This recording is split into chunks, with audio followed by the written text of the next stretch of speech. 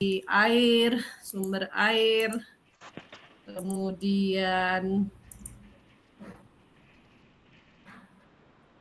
sistem irigasi, penyediaan air irigasi, pengaluran air irigasi, pembagian air irigasi, pemberian air irigasi, kemudian penggunaan air irigasi, pembuangan air irigasi, daerah irigasi, dan jaringan irigasi. Ini sudah saya jelaskan. Kemudian juga ini ya, terkait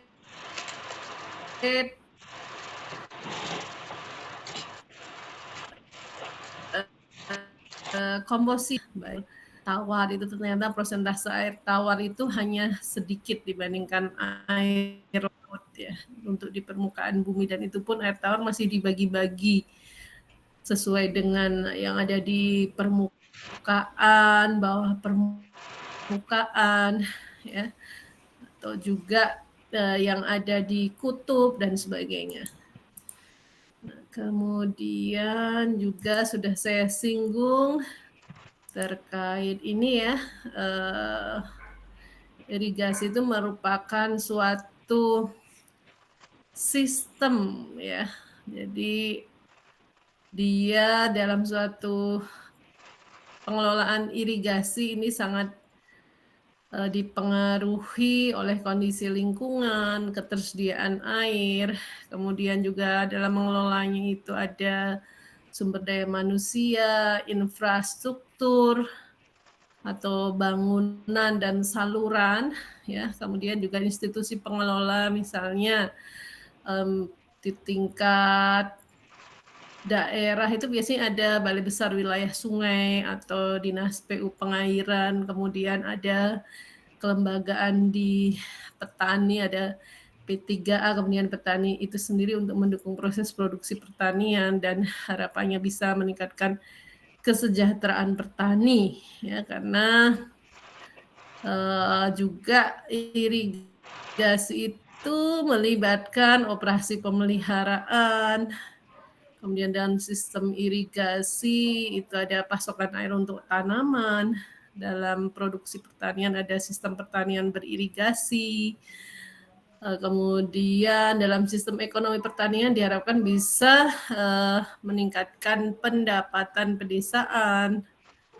Untuk sistem ekonomi pedesaan nantinya bisa diharapkan menyukseskan pembangunan pedesaan, dan sistem sosial ekonomi secara lebih luas diharapkan bisa menyukseskan pembangunan nasional. Ini ya, saya sudah menyinggung juga sepertinya di kelas ini tujuan atau manfaat air irigasi ya.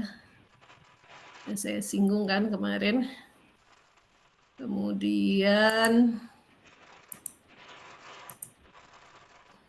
nah, sumber air, sepertinya sumber air irigasi ya. Sumber air irigasi kita review sebentar. Itu jadi sumber air irigasi, di mana air irigasi itu bisa kita peroleh, itu ada air hujan atau presipitasi.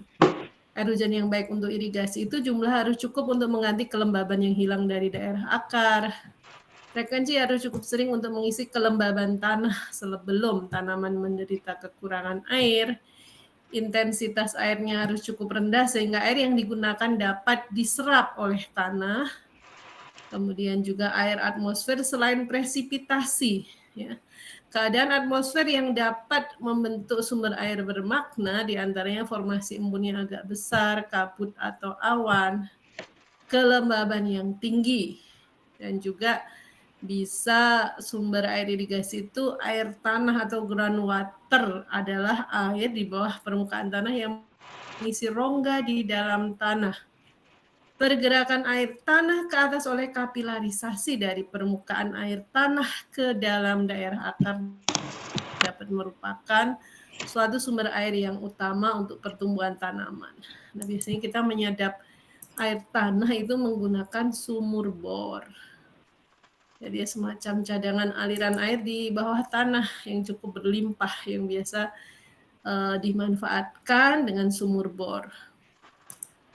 Kemudian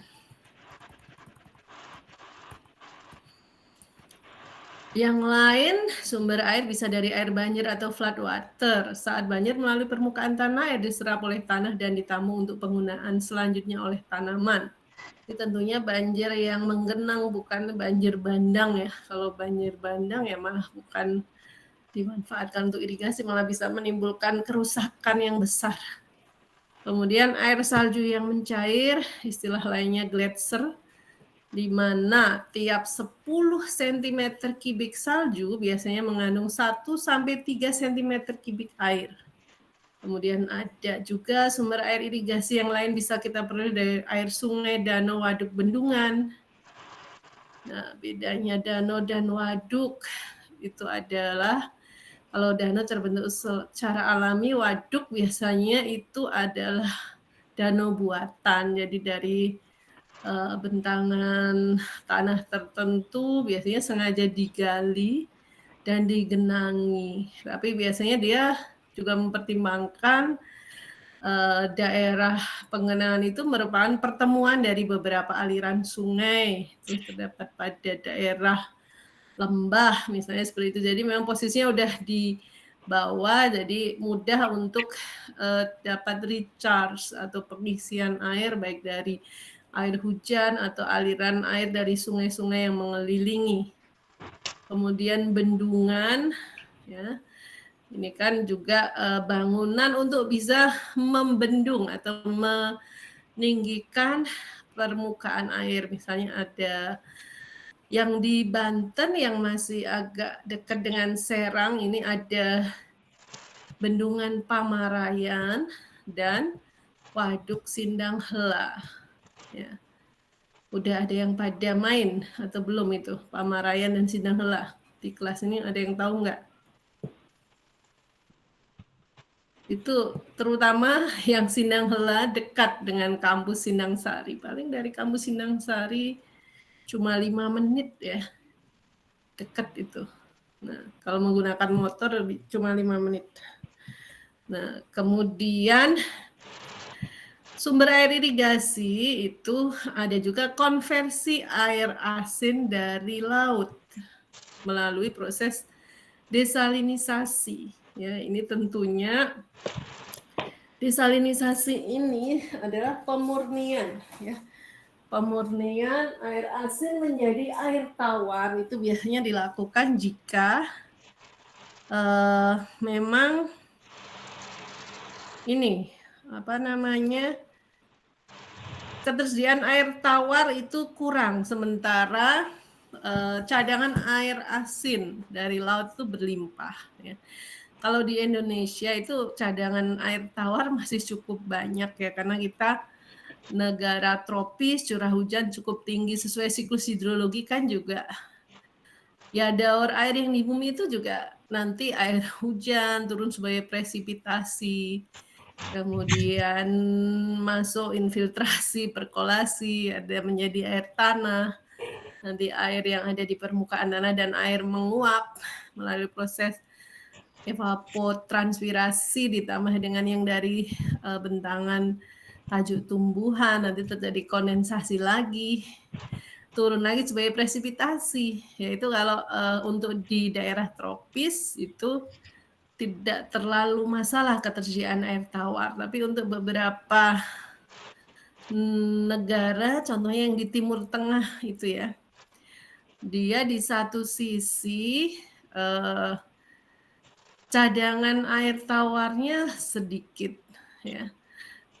Misalnya kayak sumber air tanahnya jauh sekali di permukaan, di bawah permukaan tanah kadang udah digali beberapa puluh meter, belum tentu menemukan cadangan air tanah yang melimpah. Di satu sisi untuk memanfaatkan air permukaan, curah hujan juga jarang terjadi. Tapi sementara dia dikelilingi oleh lautan yang luas. Misalnya Laut Merah gitu ya. Jadi yang melimpah sumber air asin. Ini makanya ada proses Desalinisasi atau pemurnian air dari air asin menjadi air tawar ya, tentunya dia butuh investasi untuk alat penyulingannya itu. Kalau skala besar tentunya alatnya lebih mahal ya. Kalau lebih canggih lebih mahal. Biasanya kalau kita itu di skala lab untuk bisa memurnikan air kita punya, tapi kan tentunya kalau untuk keperluan yang besar investasi alatnya juga harus banyak juga. Jadi biayanya juga mahal ya proses desalinisasi, tapi itu bisa dilakukan ketika memang cadangan air tawar terbatas sementara cadangan air lautnya melimpah. Tapi di Indonesia belum terlalu urgent untuk desalinisasi karena cadangan air tawar masih cukup melimpah. Itu patut disyukuri ya, baik air yang ada di sungai, waduk, danau itu masih cukup banyak. Atau dari air hujan ya. Kemudian tadi sudah saya singgung-singgung siklus hidrologi. Jadi siklus hidrologi merupakan proses kontinu di mana air bergerak dari bumi ke atmosfer, kemudian kembali ke bumi lagi, ya.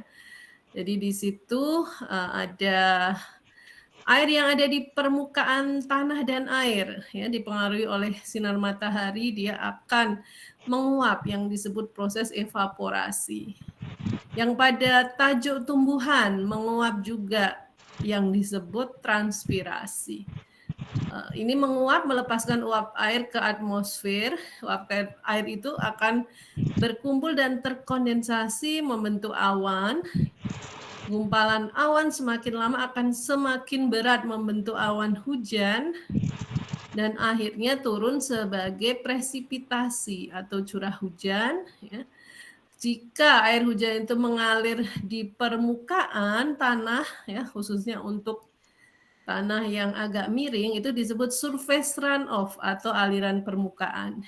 Jika air hujan itu menembus tanah terus ke bawah dipengaruhi gaya gravitasi, itu biasanya prosesnya disebut infiltrasi. Kemudian juga sudah melebihi zona aerasi, ya itu terjadi proses perkolasi. Akhirnya perkolasi ini menjadi cadangan air tanah atau groundwater flow. Ya. Cadangan air tanah ini pada musim kemarau juga mengalami base flow atau aliran dasar. Kadang bisa mengalir ke sungai, ke laut juga. Nah, seperti itu. Selain mengalir di permukaan sebagai surface runoff, diteruskan ke bawah, infiltrasi, perkolasi juga air hujan tadi bisa mengisi cekungan-cekungan atau surface detention seperti sungai, danau, waduk. Ya. Kemudian yaitu berikutnya akibat pengaruh sinar matahari, air yang ada di permukaan tanah, air, tumbuhan itu akan mengalami penguapan atau evapotranspirasi lagi. Ya. Gabungan evaporasi dan transpirasi yaitu proses penguapan secara keseluruhan biasa disebut dengan evapotranspirasi. Nah, setelah evapotranspirasi terjadi lagi kondensasi awan, kemudian turun sebagai awan hujan atau presipitasi, itu berlangsung menjadi suatu siklus yang kontinu, ya, di mana air bergerak dari bumi ke atmosfer, kembali ke bumi lagi. Jadi itu terus-menerus seperti itu. Cadangan air di permukaan bumi. Jadi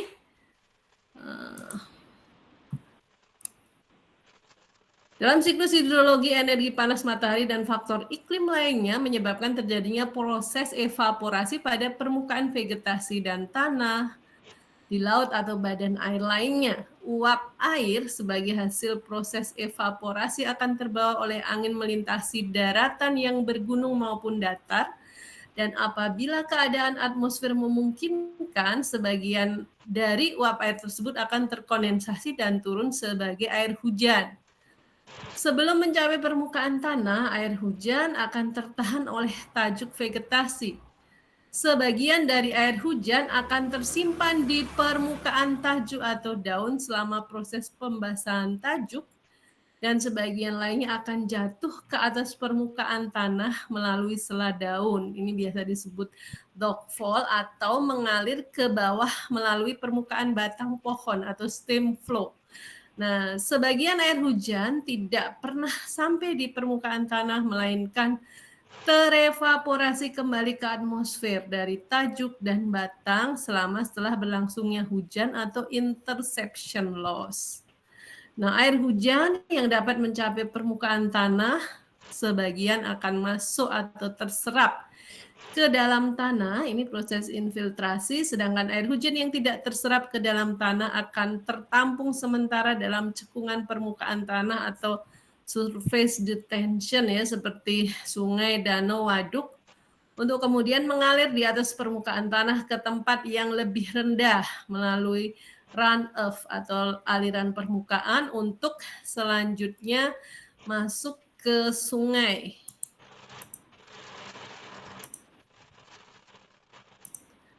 Nah, kemudian alternatif yang lain, air hujan yang masuk ke dalam tanah akan bergerak vertikal ke tanah yang lebih dalam dan menjadi bagian dari air tanah atau groundwater. Air tanah tersebut, terutama pada musim kemarau, akan mengalir pelan-pelan ke sungai, danau, atau tempat penampungan air alamiah lainnya melalui proses base flow. Kemudian, tidak air infiltrasi atau air tanah mengalir ke sungai atau tambungan air lainnya, melainkan ada sebagian air infiltrasi yang tetap tinggal dalam lapisan tanah bagian atas atau topsoil, untuk kemudian diuapkan kembali ke atmosfer melalui permukaan tanah. Ya, ini proses soil evaporasi dan melalui permukaan tajuk vegetasi atau transpirasi.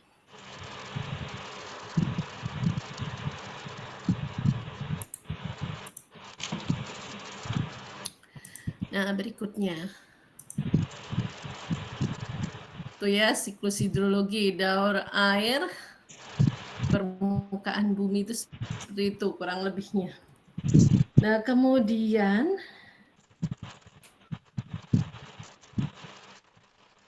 nilai ekonomi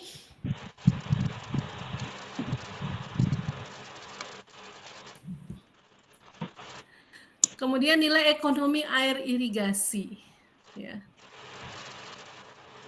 Air irigasi mempunyai nilai ekonomi karena ya, jadi di sini air irigasi itu yang digunakan untuk mengairi sawah ya. Biasanya kalau secara irigasi teknis itu ada bangunan irigasi, saluran irigasi ya. Jadi ada bendungan, ada bangunan sadap, bangunan bagi, kemudian ada sistem saluran seperti saluran primer, sekunder, tersier. Itu juga punya nilai ekonomi. Tidak hanya yang punya nilai ekonomi itu hanya air kemasan yang dijual di minimarket atau di depo air isi ulang. Bukan itu saja yang punya nilai ekonomi ya. Kalau mereka ya memang dikomersilkan secara langsung, diperjualbelikan. Tapi untuk air irigasi juga mempunyai nilai ekonomi karena ya, ketersediaan air di muka bumi semakin langka akibat perubahan iklim global. Misalnya ada fenomena El Nino ya, itu juga bisa mempengaruhi ketersediaan air di permukaan bumi. Ya, musim kemarau menjadi lebih panjang. Kemudian juga perlu biaya untuk pembangunan jaringan irigasi ataupun untuk proses penyadapannya dari sumber air. Ya. Jadi jaringan irigasi terutama yang teknis itu terdiri dari bangunan dan saluran. Ya. Baik itu tadi udah saya singgung, bendungan, bangunan sadap, bangunan bagi dengan pintu-pintu air, kemudian saluran primer, sekunder, tersier, itu juga membangun jaringan irigasi teknis itu investasinya sangat besar, biasanya nggak bisa iuran dari petani lewat P3A itu tidak akan cukup. Biasanya untuk bendungan yang besar itu menggunakan dana APBN pusat yang juga dilimpahkan ke daerah ya, nanti pembangunannya dari pusat tapi pengelolaannya dari pemerintah daerah, misalnya di bawah BBWS, Balai Besar Wilayah Sungai. Kalau di Banten itu ada BBWS Ciujung, Cidano, Cidurian. Kantornya ada di dekat alun-alun Serang. Nah, kemudian perlu biaya untuk pengelolaan jaringan irigasi, kegiatan operasi dan pemeliharaan irigasi. Misalnya ya, operasi dan pemeliharaan itu kayak tadi, bangunan dan saluran, dan juga misalnya pintu-pintu air, ada spare part yang hilang, rusak, perlu diganti, ada saluran yang bocor perlu ditambal, itu kan butuh biaya. Kemudian dalam operasi dan pemeliharaannya juga melibatkan petugas irigasi, ya, juru pengairan gitu, dia tidak petugas yang bersifat sosial ya, hanya sukarela aja, tapi juga biasanya dia kan bekerja ada salary-nya, sehingga juga butuh biaya untuk menggaji. Nah, kemudian perlu biaya dalam distribusi air dari sumbernya sampai ke petak tersier atau lahan pertanian. Nah, sistem distribusi kalau yang irigasi teknis ya kan butuh membuat saluran-saluran ya, dari bendungan butuh saluran-saluran agar sampai ke petak lahan sawah. Ada saluran primer, sekunder, tersier. Dan kalau udah sampai saluran tersier pun itu biasanya kan pengelolaannya di tingkat pusat dan daerah ya. Kalau sudah di tersier sampai petak lahan sawah ya, itu jadi yang primer dan sekunder tingkat pusat dan daerah, tapi udah dari masuk ke tersier ke petak lahan sawah itu biasanya dikelola oleh P3A, Perkumpulan Petani Pemakai Air ya.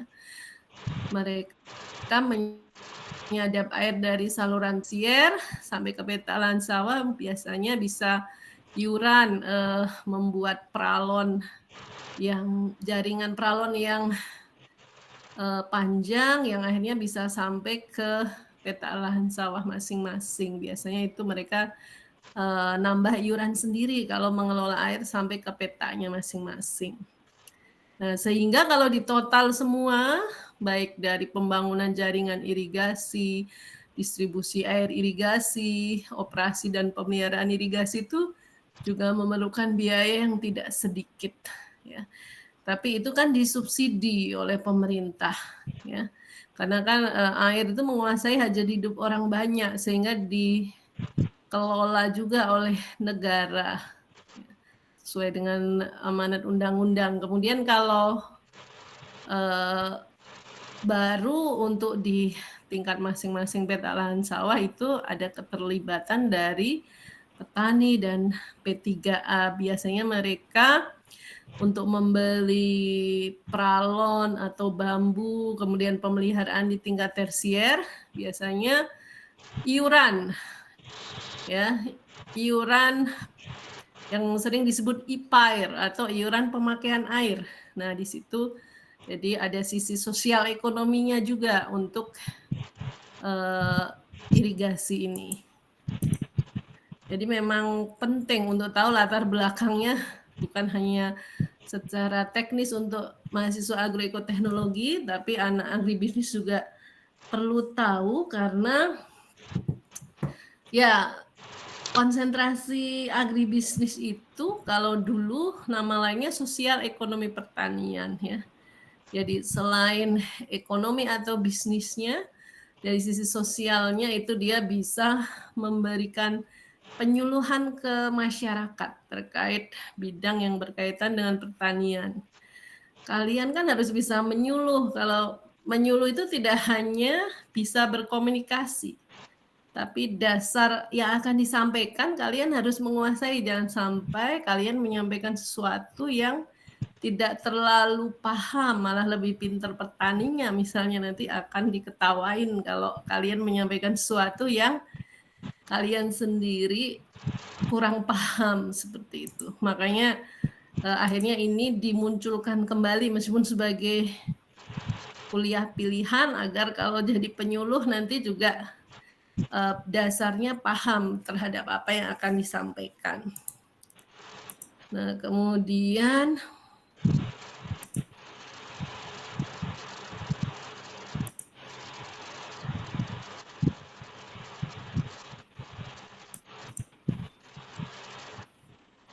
sekarang kita menginjak ke hubungan air, tanah, udara, dan tanaman.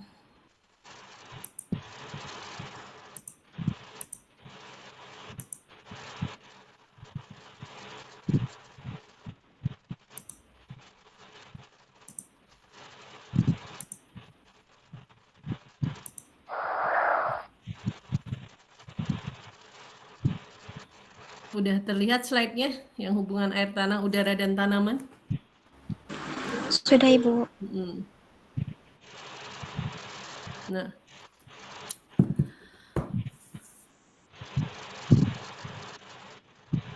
jadi ini ya, nanti kalian tadi udah mengenal ya kurang lebih istilah, kemudian juga siklus hidrologi, arti ekonomi air irigasi ya, pendahuluan untuk mengantarkan pemahaman. Sekarang kenapa ini irigasi juga penting untuk kita ketahui ya, karena irigasi ini kan berhubungan dengan menyediakan kebutuhan air bagi tanaman.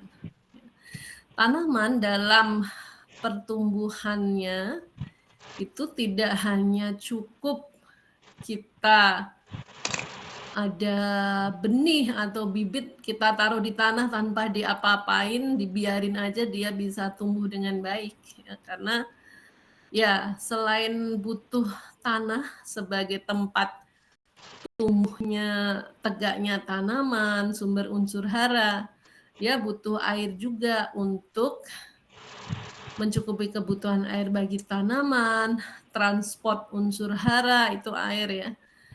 Jadi kemudian tanaman untuk bisa tumbuh dan berkembang itu juga biasanya melakukan proses fotosintesis. Proses fotosintesis biasanya tanaman butuh apa aja. Ada yang masih ingat, meskipun agribisnis dulu mungkin pernah belajar ya waktu SMA IPA.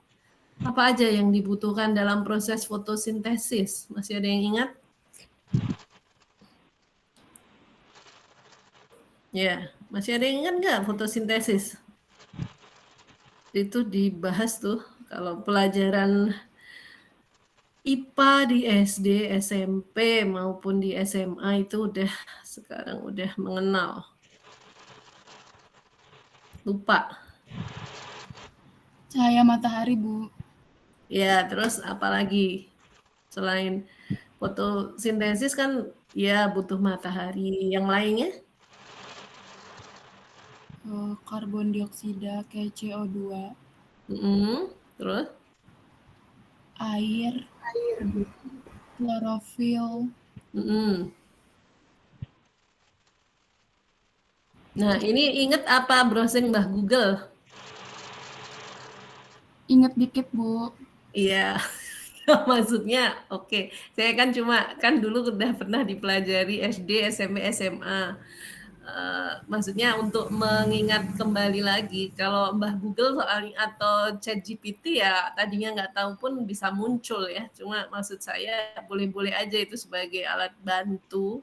Karena sekarang media pembelajaran itu kan asalkan yang pandai memanfaatkan, ya kan banyak sumber belajar, diantaranya browsing dan juga memanfaatkan AI, boleh-boleh aja. Yang penting bukan saat pas ujian kok langsung kopas gitu, nggak boleh. Ya.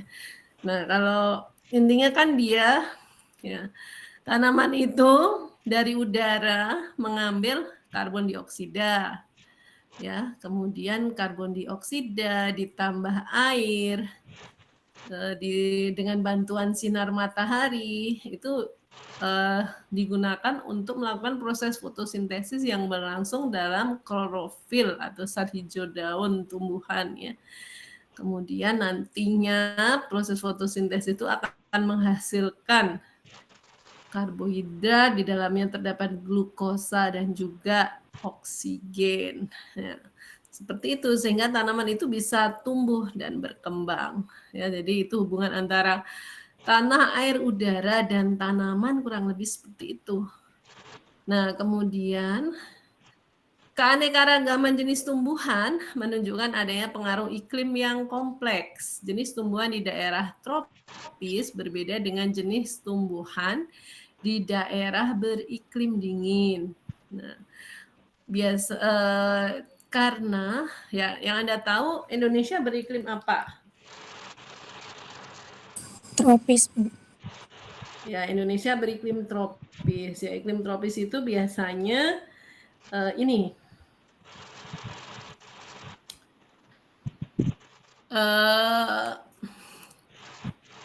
potensi curah hujannya cukup tinggi ya.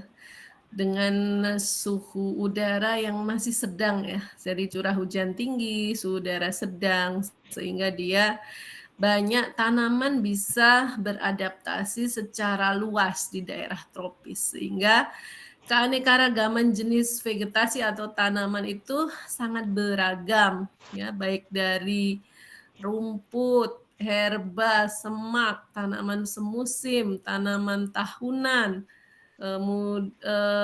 baik juga itu tanah sayur, buah ya. Kemudian tanaman rempah, obat, tanaman yang sumber kayu dan sebagainya itu banyak sekali yang bisa beradaptasi di daerah tropis. Ya, sebenarnya itu kan sumber plasma nutfah atau sumber banyak untuk industri di bidang pertanian kita punya sumber daya alam dan vegetasi yang sangat melimpah. Kemudian itu berbeda dengan yang iklimnya itu ekstrim. Misalnya di daerah kutub suhu udaranya terlalu rendah ya sehingga yang bisa beradaptasi biasanya hanya jenis lumut atau tanaman pinus tertentu ya yang bisa tahan di daerah kutub. Nah, atau sebaliknya di daerah gurun itu juga ekstrim suhu udaranya sangat tinggi, juga laju penguapannya juga sangat tinggi, ya. Sehingga yang bisa beradaptasi di daerah gurun itu biasanya ya tanaman yang tahan cekaman kekeringan seperti kaktus, sejenis palem seperti kurma misalnya seperti itu, ya. Tidak akan seberagam tanaman yang bisa tumbuh di daerah tropis. Nah, sebenarnya daerah lain itu sebenarnya melihat potensi Indonesia ini begitu melimpah loh ya. Jadi tergantung kita bagaimana bisa memanfaatkan sumber daya alam dan juga plasma nutfah yang ada di Indonesia. Nah, karena tadi daerah tropis ini bisa tanaman itu beradaptasi secara luas. Kemudian, air mempunyai peran yang sangat penting bagi tanaman, serta tanaman selalu membutuhkan tanah sebagai tempat tumbuh. Ya. Tempat tegaknya tanaman, penyedia unsur hara kalau tanah. Kalau air memenuhi kebutuhan air bagi tanaman, transport hara, dan juga berfungsi membantu proses fotosintesis. Nah, tanah yang baik untuk usaha pertanian adalah tanah yang mudah dikerjakan dan bersifat produktif. Suatu jenis tanah yang subur memberi kesempatan pada akar tanaman untuk tumbuh dengan mudah, menjamin sirkulasi air dan udara secara baik pada zona tanah perakaran, dan secara relatif memiliki persediaan kelembaban tanah yang cukup. Tanah tersusun dari bahan mineral dan bahan organik. Apabila sebagian besar tersusun dari bahan mineral disebut tanah mineral, tetapi sebagian besar tersusun dari bahan organik itu disebut tanah organik. Nah, ditinjau dari asalnya, tanah berasal dari pelapukan kulit bumi, baik secara kimia maupun fisika, dan selama masa pembentukannya mendapat pengaruh dari tanaman. Kita mengenal ada tanah endapan aeolian atau lus yang merupakan jenis tanah hasil pengendapan oleh angin. Tanah hasil pengendapan oleh air sepanjang jalur alirannya disebut tanah aluvial. Tanah bagian atas yang sering mengalami usaha pengerjaan tanah, misalnya pembajakan atau pencangkulan, biasa disebut topsoil. Ini lapisan tanah paling atas atau tanah permukaan, surface soil. Sedang lapisan tanah di bawahnya biasa disebut subsoil. Nah.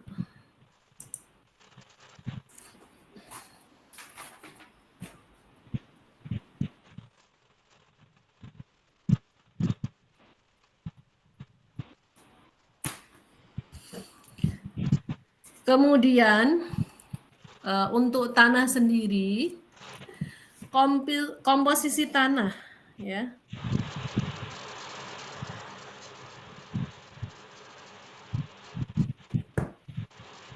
Untuk komposisi tanah, untuk kepentingan usaha pertanian umumnya berupa tanah mineral dengan kandungan bahan organik atau humus yang relatif sedikit.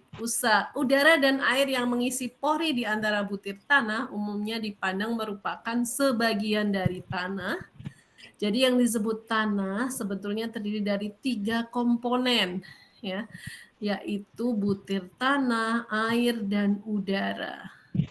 Kandungan air dan udara dalam tanah jumlahnya berubah-ubah, tetapi butir tanah relatif tetap. Butir tanah mineral diklasifikasikan sebagai pasir lumpur ataupun lempung menurut besarnya ukuran butir. Nah, perbandingan antara bagian yang berupa butir tanah, air, dan udara merupakan faktor penting yang mempengaruhi kehidupan dan pertumbuhan tanaman. Ya, jadi misalnya Anda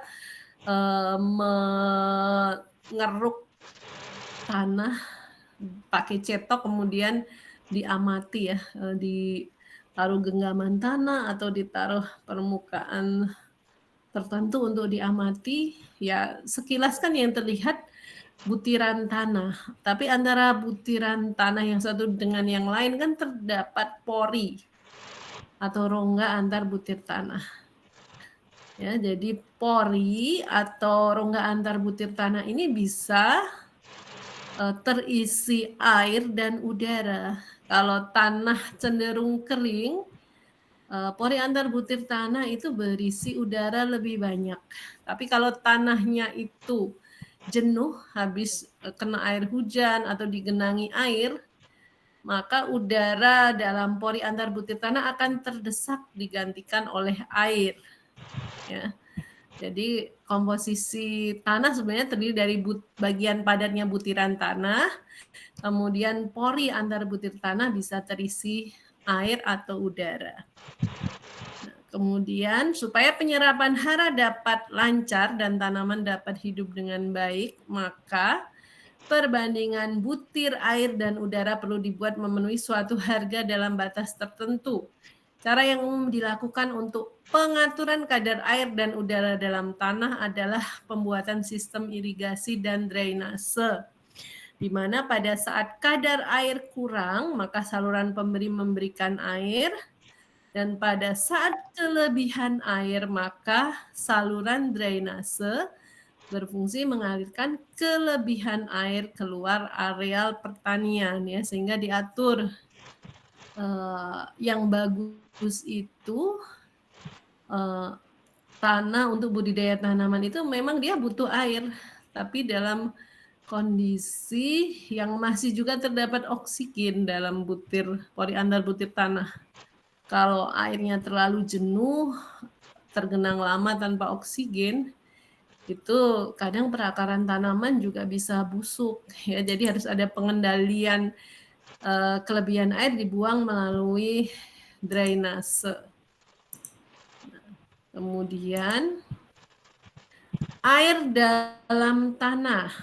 Nah, air dalam tanah dapat dilukiskan sebagai ilustrasi seperti gambar 2. Di bawah permukaan tanah, pori tanah mengandung air dan udara dalam jumlah yang berubah-ubah. Sesudah hujan, air dapat bergerak ke bawah melalui zona aerasi dan sebagian air itu mengisi pori yang kecil serta tetap tinggal di situ, ditahan oleh gaya kapiler atau gaya tarik molekuler di sekeliling butir tanah. Ini pada zona aerasi. Ya. Kemudian air yang berada pada lapisan atas dari zona aerasi biasanya pada topsoil atau surface soil ya, pada di atas permukaan tanah itu disebut lengas tanah atau kadar air tanah. Apabila kapasitas menahan air tanah pada zona aerasi itu telah dipenuhi, air akan bergerak ke bawah menuju zona saturasi atau zona jenuh, yaitu akibat adanya pengaruh gaya gravitasi yang melalui proses infiltrasi dan perkolasi. Ya, tadi ada air tanah, ya, air pada zona saturasi tadi disebut air tanah. Nah, di atas zona saturasi terdapat air kapiler. Di dalam gambar ditunjukkan dengan deretan garis vertikal. Air pada daerah kapiler ini mengisi ruang pori yang kecil dan dapat berasal dari air tanah yang terangkat oleh gaya kapiler. Ya. Jadi ditahan oleh tegangan atau gaya kapiler untuk air kapiler ini. Dia ada di atas muka air tanah, di bawah zona aerasi, di atas zona saturasi untuk yang air kapiler. Ini bisa dimanfaatkan oleh tanaman dalam jangka waktu yang lebih lama. Karena kalau yang air gravitasi yang ada pada lengas tanah di atas permukaan, biasanya dia tersedia cukup jenuh di permukaan tapi dalam periode yang singkat. Karena dia akibat pengaruh gaya gravitasi dia akan cepat mengalir ke bawah melalui proses infiltrasi. Nah, yang bisa ditahan oleh tegangan kapiler yang disebut dengan air kapiler. Kemudian tadi jika tanah itu terus ke bawah akibat infiltrasi dan perkolasi bisa masuk ke zona saturasi atau jenuh, ya, mengisi cadangan air tanah atau groundwater. Nah, groundwater atau air tanah ini yang bisa kita manfaatkan melalui sumur bor. Ya.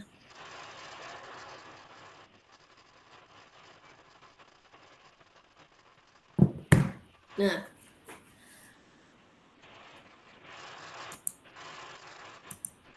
berikutnya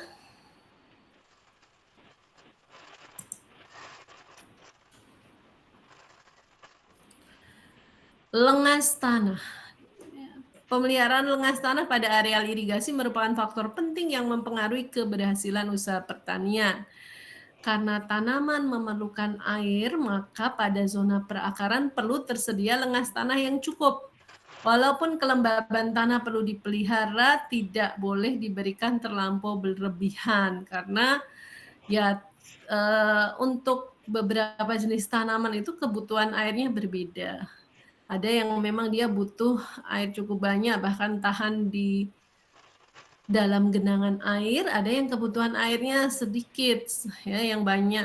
Kebutuhan airnya seperti padi, yang sedikit itu seperti palawija, seperti kacang-kacangan dan umbi-umbian ya, palawija tuh. Nah, misalnya padi adalah satu jenis tanaman yang tahan terhadap pengenangan, tapi sebaliknya kedelai yang masuk palawija justru akan mati bila terlalu banyak air. Dan beberapa jenis tanaman lain juga tidak tahan terhadap lengas tanah yang terlampau tinggi.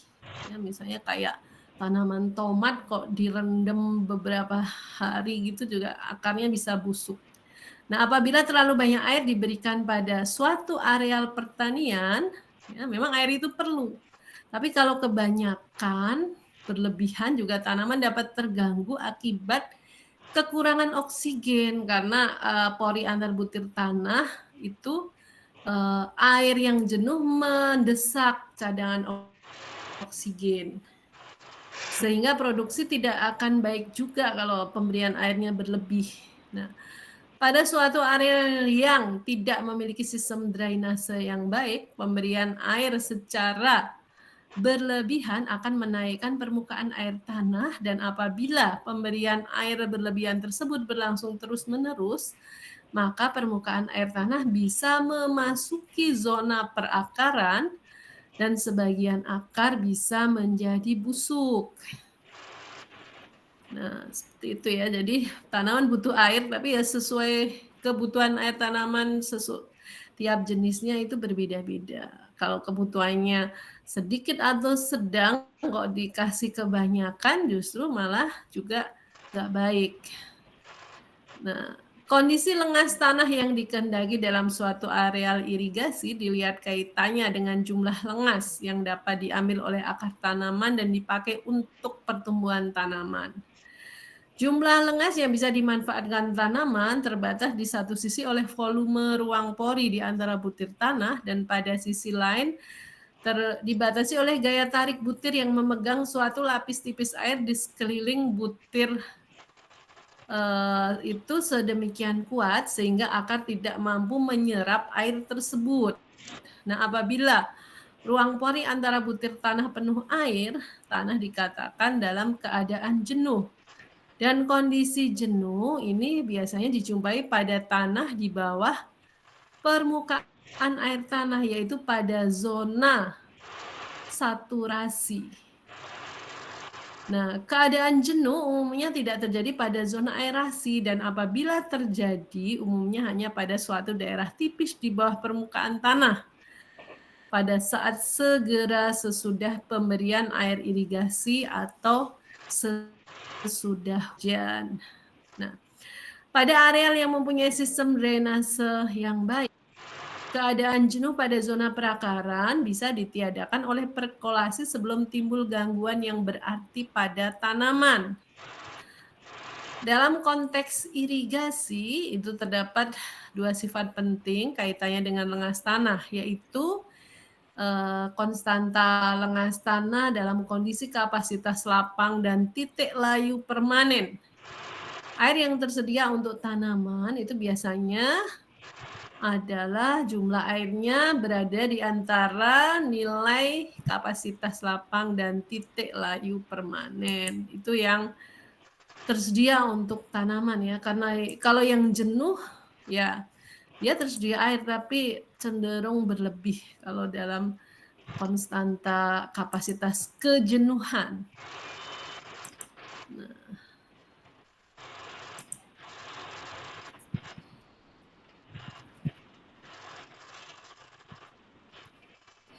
Nah, kemudian ada bentuk lengas tanah. Ada bentuk lengas tanah, ini secara umum diklasifikasikan sebagai ada bentuknya itu ada air gravitasi, air kapiler, air higroskopis. Nah, ini mana yang lebih tersedia bagi tanaman? Nah, air gravitasi sering disebut air hidrostatis atau air bebas. Ini merupakan air yang merembes ke bawah di antara pori akibat gaya gravitasi, dan sebagian besar tidak melewati pori kapiler. Air gravitasi dapat diserap oleh akar tanaman tetapi hanya tersedia pada periode yang singkat karena air gravitasi hanya lewat, bukan merupakan penghuni tetap pada zona perakaran. Jadi akan terus ke bawah, paling hanya tersedia dalam waktu yang singkat sebagai kadar lengas tanah. Sebagiannya akan terus ke bawah karena infiltrasi, sebagiannya yang di paling permukaan dipengaruhi sinar matahari itu akan menguap melalui evaporasi. Nah, berikutnya untuk air kapiler itu merupakan bagian air dalam tanah yang terpegang pada pori-pori tanah oleh gaya kapiler. Dapat bergerak bebas ke segala arah tergantung pada tegangan kapiler yang bekerja, tetapi gerakan air kapiler tetap masih dipengaruhi oleh gaya gravitasi. Nah, sehingga air kapiler itu merupakan titik air yang mengisi pori kapiler. Kadang titik air kapiler membentuk suatu rantai yang mengisi rangkaian pori kapiler. Dan biasa juga disebut pipa kapiler. Air kapiler dapat diserap oleh akar tanaman dalam jangka waktu yang cukup lama. Jadi merupakan air yang dapat dimanfaatkan dengan baik oleh tanaman. Karena dia tertahan di antara butiran tanah, pori antar butir tanah oleh tegangan kapiler. Jadi dia agak lama masa tinggalnya di tadi pipa kapiler tadi. Nah, sedangkan air higroskopis itu tidak dapat diserap oleh tanaman, kecuali oleh beberapa jenis tanaman gurun. Jumlah air higroskopis umumnya sedikit kurang dari 1%, walaupun bisa mencapai 15% pada tanah lempung tertentu. Jumlah air dalam tanah biasa dinyatakan sebagai prosentase terhadap berat tanah kering dengan oven di mana air diuapkan. Nah, kadang-kadang orang membicarakan bentuk lengas yang keempat, yaitu kandungan air dalam senyawa kimia. Jadi, air itu terpegang oleh tanah bukan oleh gaya fisik, dan bentuk lengas ini disebut sebagai air tercampur atau combined water, tetapi kurang penting dalam kajian irigasi. Ya, kalau air higroskopis tadi dia ya air yang terikat kuat di permukaan tanah ya, tapi jadi tidak bisa dimanfaatkan dengan baik oleh tanaman juga. Ya, seperti ini ilustrasinya ya. Jadi kalau di permukaan tanah ya, itu di bawahnya ada zona aerasi. Di bawah zona aerasi ada zona kapiler. Ya, di bawah zona kapiler ada zona saturasi atau zona jenuh. Nah, itu tadi kalau air itu permukaan tanah memperoleh air hujan atau air irigasi dipengaruhi oleh gaya gravitasi, terjadi infiltrasi dan perkolasi. Yang sesaat jenuh di atas permukaan tanah itu disebut kadar lengas tanah. Itu terjadi pada zona aerasi. Ini dipengaruhi gaya gravitasi, air masih terus ke bawah. Nah, pada zona kapiler, air ditahan oleh tegangan kapiler pada pipa kapiler, sehingga waktu tinggal pada zona kapiler itu lebih lama. Selanjutnya, sebagian air itu akan terus diteruskan ke bawah mengisi zona saturasi yang mengandung air tanah dan dalam keadaan jenuh air. Nah, zona saturasi yang terdapat groundwater, air tanah tadi yang dimanfaatkan biasanya sebagai sumber air pada. Kemudian pori antar untuk air higroskopis ini terikat kuat di sekeliling butir tanah dan jumlahnya juga sedikit sehingga tidak terlalu bisa dimanfaatkan oleh akar tanaman. Yang paling bisa dimanfaatkan dalam jangka waktu yang lebih lama itu ya, selain lengas tanah itu biasanya untuk tanaman berakar pendek yang ya semusim gitu ya. Tapi kalau tanaman-tanaman tahunan yang akarnya udah panjang, dia memanfaatkan air yang tersedia cukup lama ya di zona kapiler. Nah, gambar 3 ini memberi ilustrasi mengenai posisi air dalam tanah menurut bentuknya. Yang bagian A bisa dilihat pori antar butir tanah yang dilewati air gravitasi dan daerah di atas permukaan zona kapiler yang disebut zona aerasi. Ya, di bawah permukaan tanah itu langsung terdapat zona aerasi. Kemudian permukaan zona kapiler itu sesungguhnya tidak merupakan garis lurus. Ya, dia ya ada tabung-tabung kapilernya. Gambar C menunjukkan sketsa detail posisi air kapiler itu terdapat di atas permukaan air tanah atau groundwater pada zona kapiler. Nah, kemudian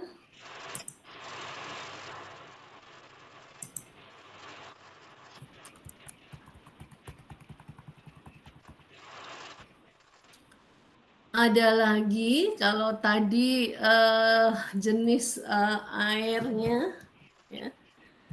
Kemudian sekarang ada lagi konstanta atau harga lengas tanah. Konstanta atau harga lengas tanah ini meliputi ada, jadi kalau ada harganya itu bisa ketahuan airnya, mana yang sedang, mana yang sedikit, mana yang sangat sedikit ya kalau konstanta atau harga lengas tanah di sini. Konstanta lengas tanah itu meliputi kapasitas kejenuhan atau saturation capacity, kapasitas lapang, lengas ekuivalen, titik layu permanen, titik layu akhir atau ultimate wilting point, dan koefisien higroskopis. Nah, harga dari konstanta lengas pada kenyataannya tidak tetap karena tanah dalam suatu areal irigasi tidak berada pada kondisi tetap dan seragam, tetapi tekstur maupun komposisinya itu biasanya bervariasi. Nah, sekarang kita lihat satu persatu. Untuk kapasitas kejenuhan itu merupakan jumlah air yang dibutuhkan untuk mengisi seluruh ruang pori antara butir tanah.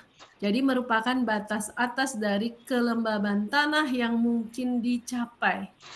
Untuk membuat tanah menjadi jenuh air, maka semua udara yang berada pada ruang pori harus dikeluarkan dan diganti dengan air. Jadi benar-benar pori antar butir tanah ini terisi air secara jenuh. Udaranya terdesak keluar, paling hanya tersisa sekitar 5%. Nah, kapasitas kejenuhan sering dipandang sebagai kapasitas menahan kelembaban tanah maksimum. Tanah permukaan sering dikatakan dalam keadaan jenuh apabila pada saat diairi atau pada saat hujan berlangsung lama.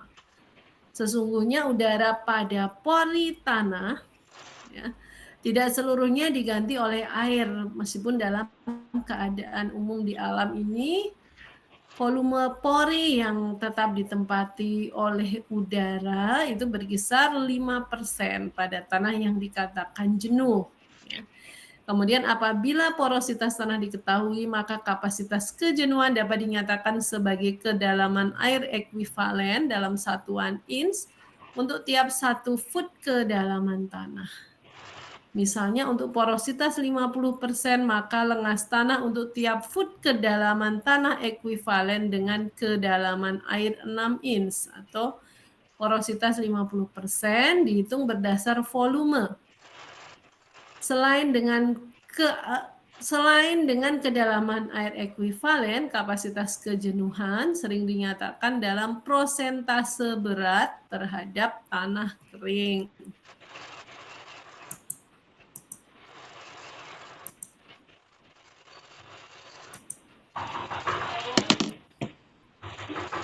Iya.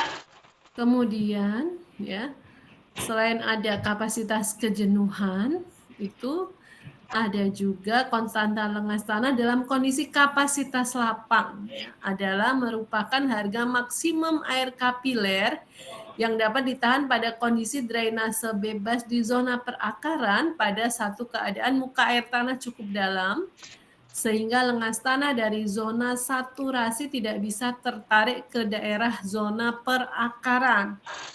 Harga kapasitas lapang merupakan prosentase lengas yang tetap berada pada tanah pada saat perkolasi dari tanah permukaan yang jenuh air berhenti.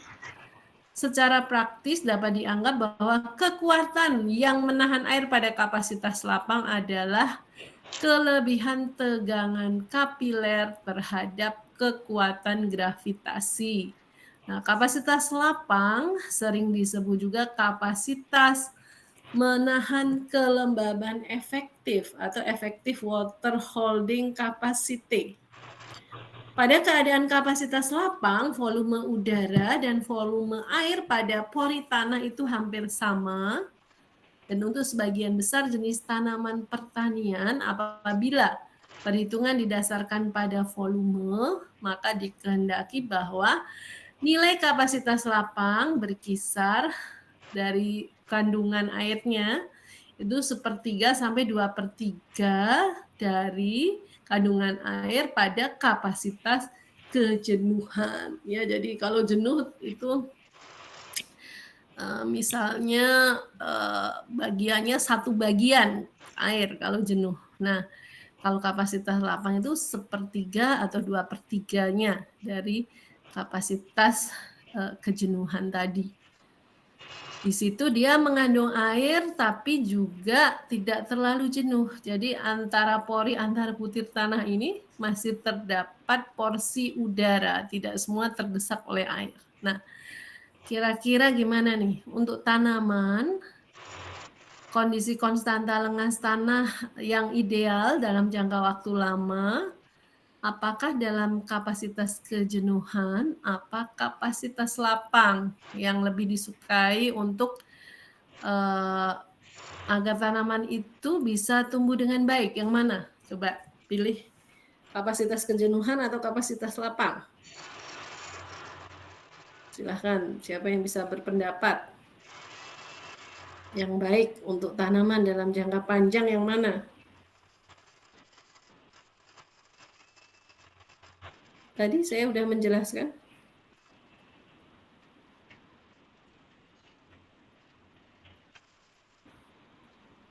Ayo. Pilih yang mana?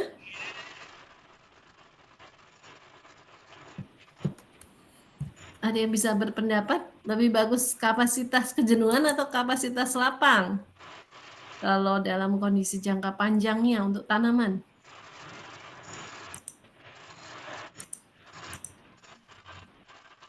Ayo, tadi saya sudah menjelaskan ini selain join, mendengarkan, atau hanya join tapi ditinggal pergi.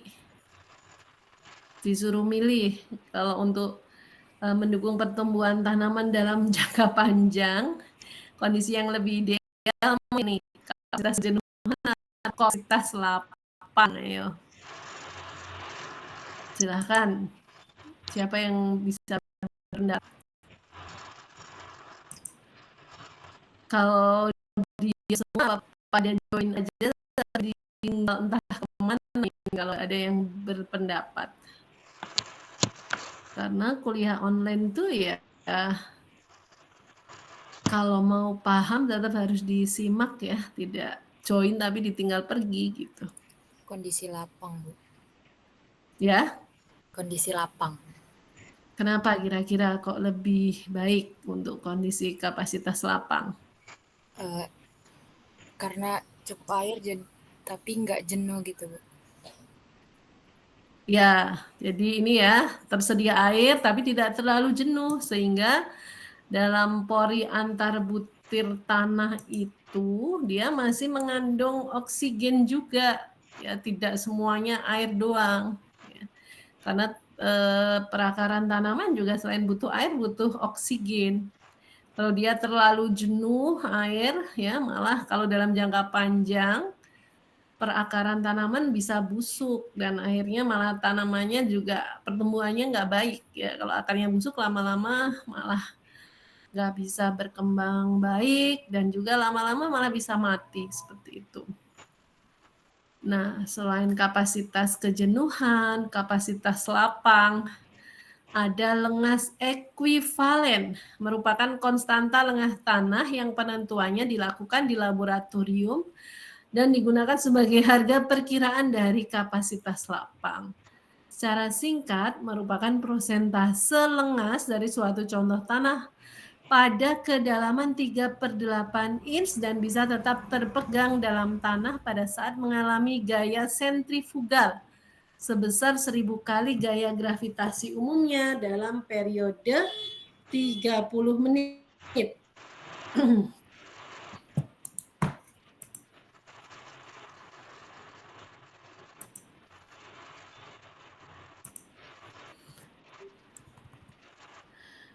Kemudian konstanta lengas tanah yang lain ini ada titik layu permanen, titik layu akhir, dan koefisien higroskopis. Nah, kalau ini sudah adalah konstanta lengas dalam kondisi minim air, bahkan cenderung kurang, ya. Kalau udah titik layu akhir, koefisien higroskopis ini bahkan tidak tersedia bagi tanaman saking sedikitnya. Nah, kalau titik layu permanen adalah merupakan jumlah lengas pada keadaan tanaman menjadi layu permanen pertama kali, yaitu harga lengas tanah di bawah harga itu air tidak dapat lagi diambil cukup cepat untuk mengimbangi kebutuhan transpirasi. Tambahan air perlu selalu diberikan sebelum titik layu dicapai agar pertumbuhan tanaman itu dapat terjamin. Ya, jadi dia kondisi airnya minim, tapi tanaman baru layu permanen pertama kali, baru layu awal. Kemudian titik layu akhir adalah harga lengas pada saat tanaman itu menjadi layu seluruhnya. Kalau pada titik layu permanen, tanaman baru mulai layu, tetapi akar tanaman masih mampu menyerap sebagian kecil air untuk mempertahankan hidupnya. Mungkin sampai diberi tambahan air irigasi, tanaman itu masih tetap hidup, ya. Jadi pelan-pelan tekanan turgornya naik, terus segar kembali kalau baru titik layu permanen. Tetapi apabila mulai layu dan proses itu berlangsung terus-menerus tanpa mendapat tambahan air irigasi, akhirnya seluruh bagian tanaman itu layu, dan pada saat itu tercapai titik layu akhir. Kalau udah benar-benar layu itu mencapai titik layu akhir, meskipun diberi banyak air atau direndam di air, dia udah nggak bisa menaikkan tekanan turgor, udah akhirnya menjadi layu dan kering. Harga antara titik layu permanen dan titik layu akhir disebut interval kelayuan atau wilting ring. Sedangkan koefisien higroskopis ini menunjukkan harga maksimum air higroskopis yang dapat terkandung dalam tanah.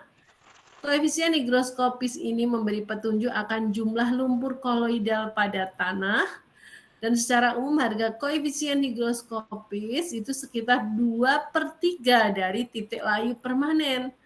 Tetapi koefisien higroskopis itu tidak terlalu penting dalam mempertimbangkan kesesuaian tanah untuk usaha pertanian. Ya, ini lebih sedikit lagi konstanta atau kandungan lengas tanah pada koefisien higroskopis.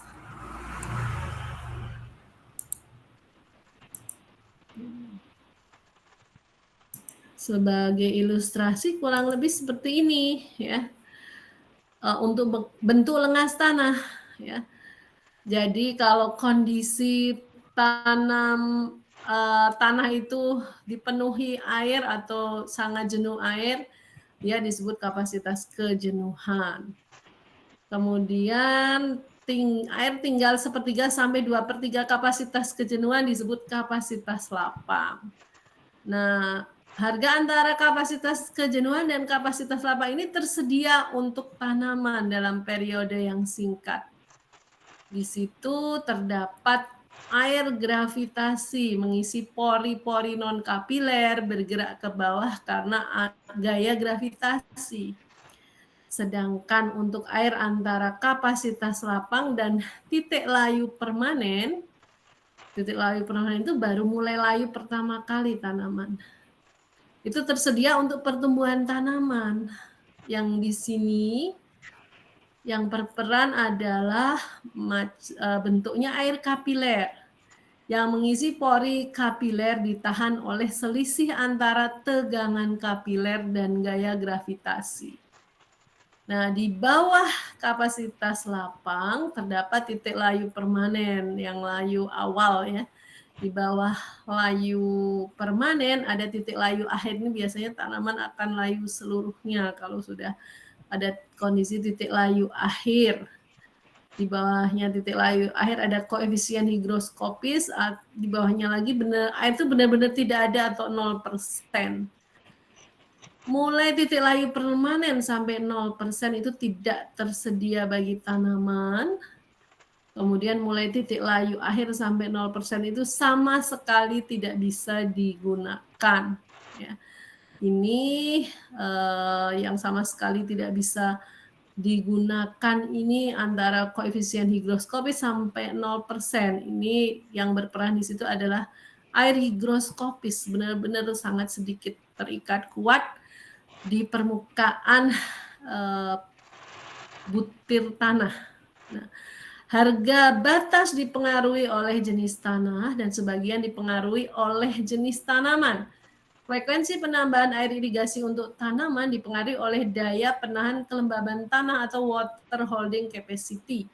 Faktor yang mempengaruhi daya penahan kelembaban tanah adalah tekstur, struktur, dan bahan organik yang terkandung dalam tanah. Unsur penentu tekstur adalah ukuran butir dan unsur penentu struktur adalah susunan butir. Struktur tanah yang baik berpengaruh pada produktivitas dan perlu diperhatikan bahwa struktur tanah bisa rusak oleh berbagai sebab, misalnya oleh pemadatan akibat penggunaan mesin pengolah tanah yang tidak sesuai, kekeliruan pengolahan, dan juga akibat cara irigasi dan drainase yang kurang baik. Ya. Jadi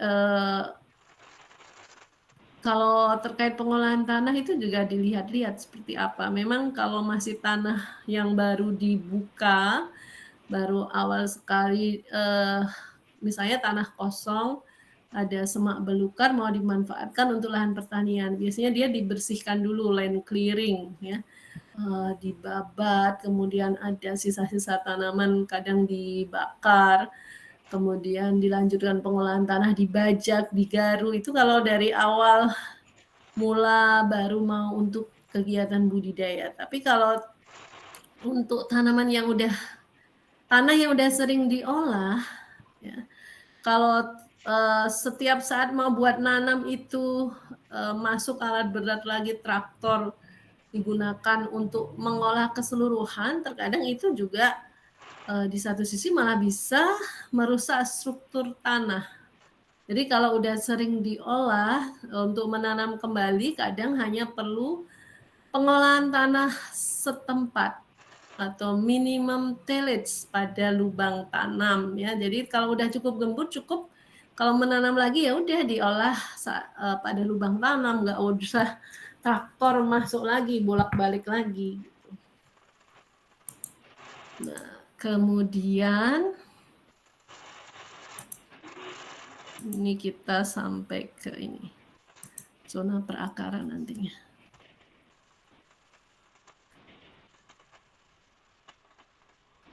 Selain perlu memperhatikan frekuensi pemberian air pada daerah tertentu, sangat penting memperhatikan masalah drainase, ya, karena harus diatur, ya. Pemberian air itu perlu, tapi juga nggak boleh berlebih untuk jenis tanaman tertentu, sehingga perlu membuang kelebihan airnya.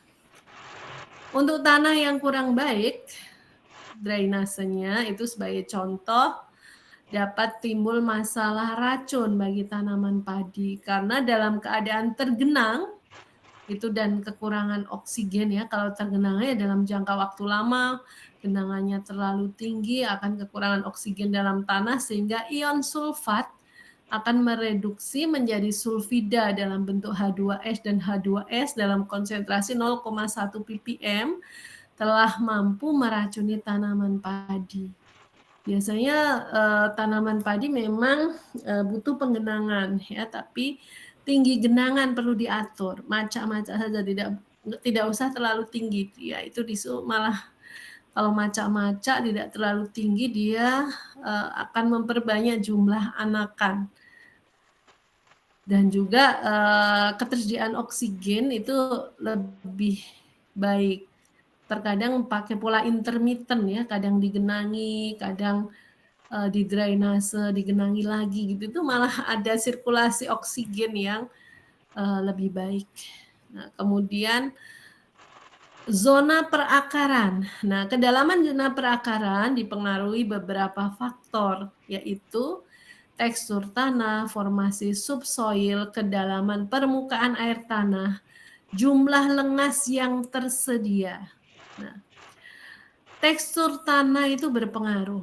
bisa diketahui bahwa akar tanaman lebih mudah menembus tanah pasir daripada menembus tanah lempung.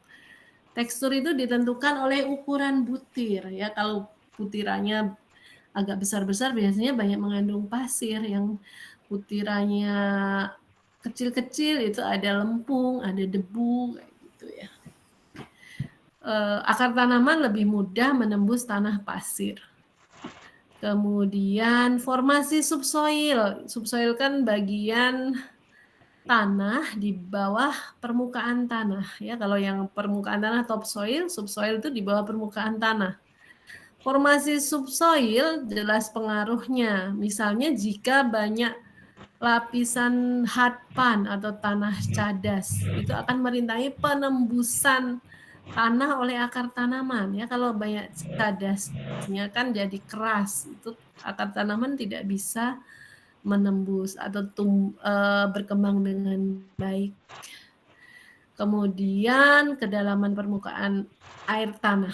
Nah, permukaan air tanah yang terletak cukup tinggi dekat permukaan akan menghalangi pertumbuhan akar ke bawah. Akar cenderung menyebar pada lapisan tanah bagian atas di atas permukaan air tanah. Nah, akar tidak akan dapat tumbuh baik pada tanah yang kering.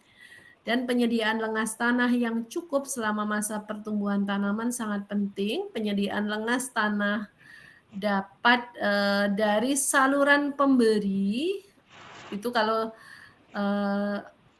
yang sistem irigasi teknis ya. Tapi yang secara alami yang tak ada hujan itu bisa dari curah hujan. Nah, kemudian kedalaman efektif zona perakaran untuk beberapa jenis tanaman itu berbeda-beda ya. Misalnya padi, tembakau, jagung, tebu, kacang tanah itu beda-beda kedalaman efektif zona perakarannya. Padi 60 sampai 90 cm, tembakau 30 sampai 60 cm, jagung 130 sampai 190 cm, tebu 130 sampai 160 cm, kacang tanah 130 cm. Ini sebagai contoh seperti itu.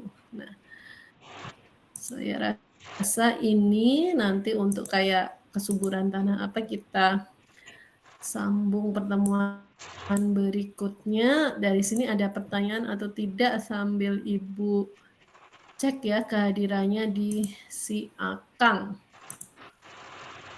Dulu. Mungkin bagi anak agribisnis ini sudah lama tidak belajar yang seperti ini ya, tapi ini penting untuk mendasari Anda nantinya. Ya, kalau misalnya jadi penyuluh itu yang sifatnya teknis juga harus tahu, soalnya jangan sampai lebih pintar petaninya yang disuluh.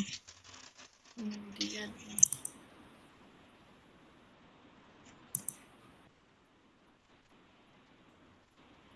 pengajaran, coba isu ini berarti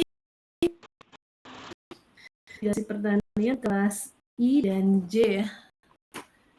Kita lihat dulu.